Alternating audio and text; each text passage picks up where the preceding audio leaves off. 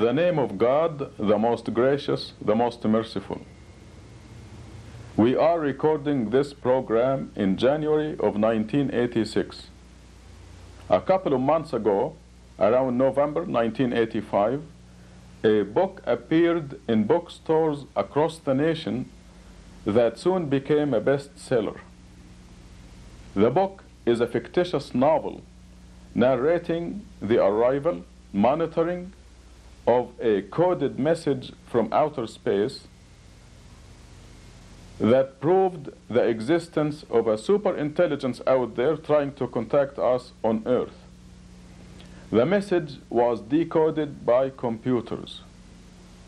And the novel, this fictitious novel, even supports all-time religion's belief in God.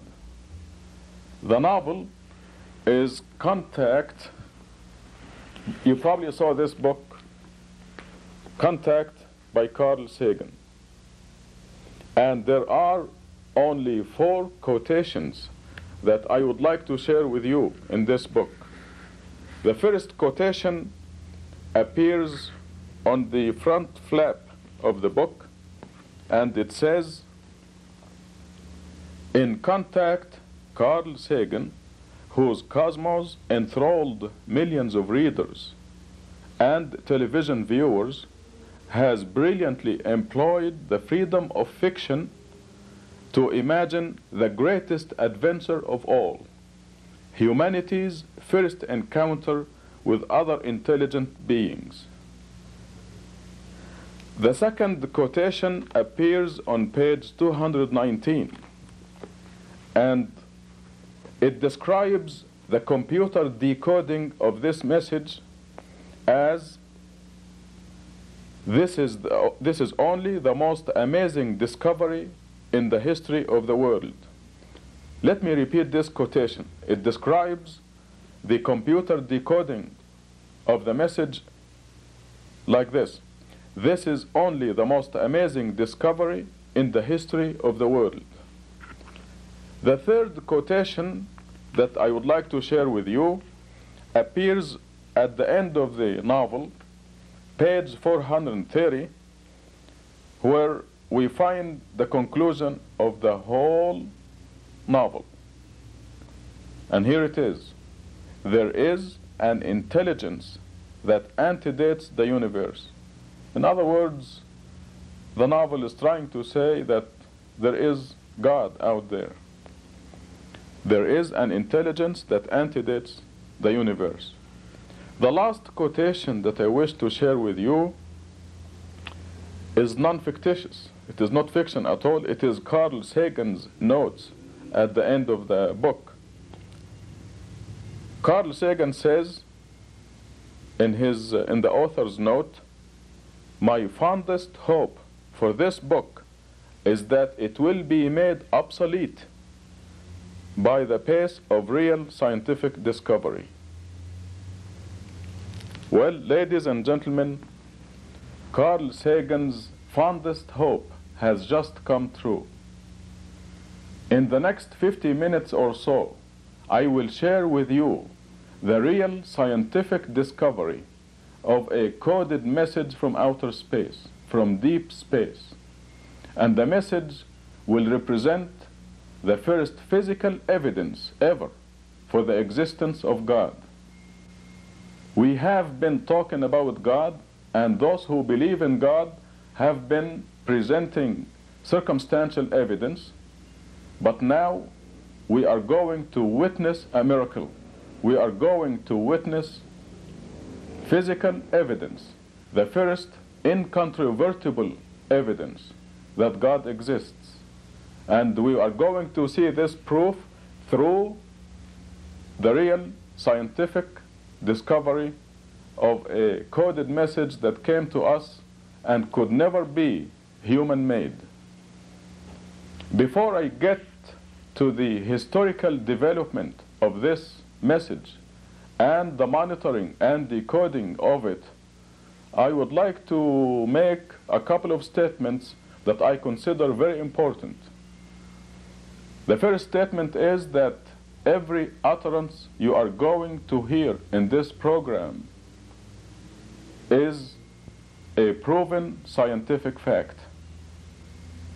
Every statement you are going to hear is proven by means of a mathematical code that provides us with physical evidence that every statement is correct.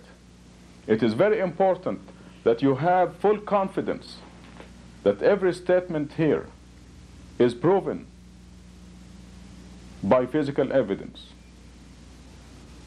The reason I'm saying this is that some of the statements you are going to hear had in the past provoked ridicule or snickering or some laughter. This will no longer be the case. You see, the message came to this world in many parts, and the first part came to us through the first man, Adam. Adam was created by God, and he knew about God, and when he came to this world, he transmitted the first portion of the message.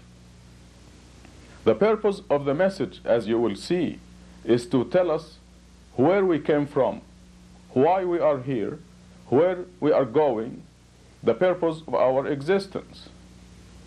So Adam taught his children and grandchildren about God and everything he knew about the creation of Adam, the creation of the human being, the creation of his wife Eve, and how he came from up there to the planet Earth.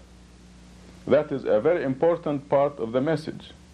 The message afterwards came to us through every messenger of God: Noah, Abraham, Moses, Jesus, Muhammad. And I will go through the stages of development of the message and show you the mathematical code that was embedded in these messages.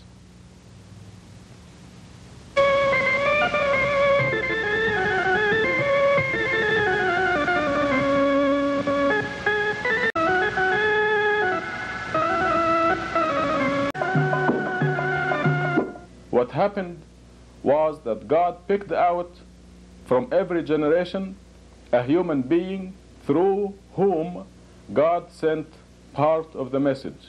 We are talking about one and the same message. Abraham, Moses, David, Solomon, Jesus, Muhammad, all these people received parts of one and the same message. And as a proof of authenticity, as it turns out, and as you will witness in this program, God incorporated in his message to us an intricate mathematical code, intricate beyond human ability, just to prove that this message is not fabricated by any human being. Abraham contributed a good portion of that message. And you know, you probably watched the movie, The Ten Commandments. You know that Moses was walking in the desert when he saw the burning bush, and God communicated with Moses.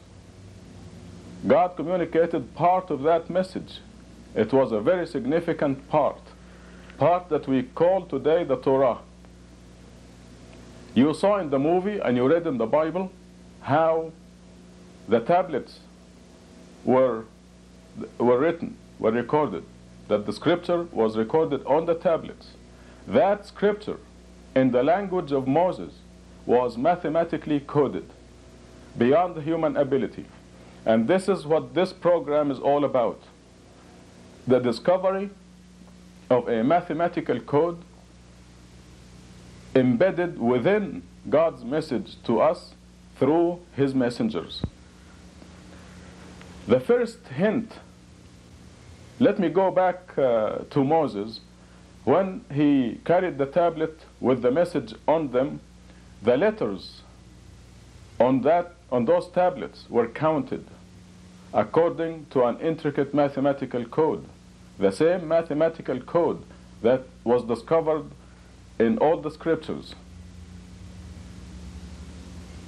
The message given to Jesus in his language, Aramaic, was also mathematically coded in that language. The alphabet letters of that message were counted and carefully placed. The whole message in Aramaic was composed according to a mathematical pattern. And this is the pattern that was consistent through every part of the message, from Adam to Abraham, Noah before that, Moses, David, Solomon, Jesus, Muhammad. The same mathematical code. The letters, the words, the verses, everything was calculated and carefully placed to prove that the message is from God.